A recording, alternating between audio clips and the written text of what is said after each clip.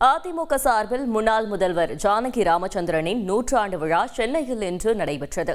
இதில் காணொலி மூலம் உரையாற்றிய நடிகர் ரஜினிகாந்த், கட்சி நலனுக்காக அரசியலையே விட்டுக் கொடுத்தவர் ஜானகி என புகழாரம் சூட்டினார். விவரிக்கிறார் செய்தியாளர் பிரகாஷ். தமிழ்நாட்டின் முதல் பெண் முதலமைச்சரும் முன்னாள் முதலமைச்சர் எம்ஜிஆரின் மனைவியுமான திருமதி ஜானகி ராமச்சந்திரன் அவர்களின் 100 விழா கொண்டாடுவதென அதிமுக முடிவு செய்திருந்தது. அதன்படி சென்னை வானகரத்தில் அதிமுக பொதுச் செயலாளர் எடப்பாடி பழனிசாமி தலைமையில் இன்றைய தினம் ஜானகி ராமச்சந்திரன் அவர்களுடைய 100 விழா சிறப்பாக நடைபெற்றது. நிகழ்ச்சியில் பங்கேற்க வந்த அதிமுக பொதுச் செயலாளர் பழனிசாமிக்கு தொண்டர்கள் உற்சாக வரவேற்பளித்தனர்.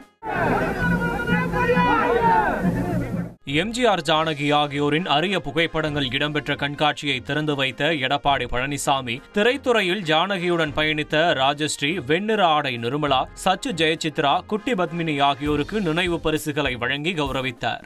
அம்மையார் திருமதி ஜானகி ராமச்சந்திரன் அவர்களோடு பயணித்த திரைத்துறை நபர்கள் அனைவரும் இணைந்து நம்முடைய கழக பொதுச் செயலாளர் அவர்களோடு ஒரு குழுப்படம் எடுத்துக் கொள்கின்றார்கள். இந்த விழாவில் காணொலி மூலம் பேசிய நடிகர் ரஜினிகாந்த், இரட்டை இலை சின்னம்தான் அதிமுகவின் பிரம்மாஸ்திரம் என்றும், பிளவுபட்ட போது கட்சி நலனுக்காக அனைத்தையும் விட்டுக் கொடுத்தவர் ஜானகி ராமச்சந்திரன் என்றும் புகழாரம் சூட்டினார். அது மறைக்க வேற வேற சின்னத்துல நின்று அந்த தோல்வியை சிந்திச்சாங்க.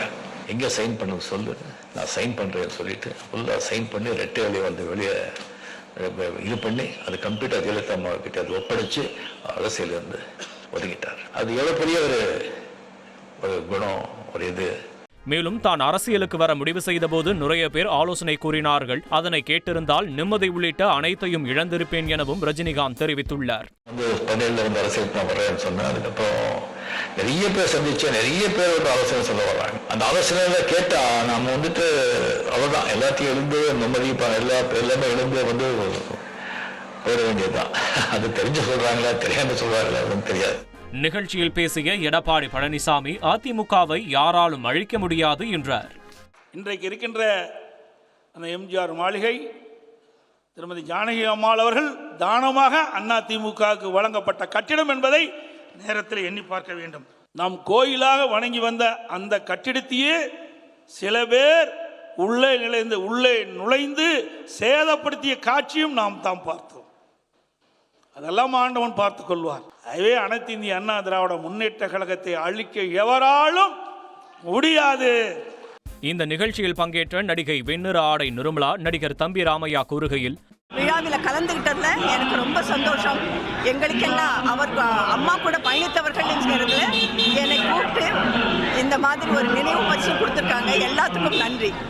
முதல் முதலமைச்சர், பெண் முதலமைச்சர் ஜானகி எம்ஜிஆர் அவர்களுடைய இந்த நினைவு போற்றுவதற்காக வந்தோம். கட்சி சார்பில் நிறைய பேர் வந்திருக்காங்க. இந்த வகையில் இந்த நிகழ்வில் பங்கெடுத்து நான் ஒரு பெருமையாக நினைக்கிறேன். தொடர்ந்து ஜானகி அம்மையாரின் 100 விழாவில் பல்வேறு இசை நிகழ்ச்சிகளும் நடைபெற்றன.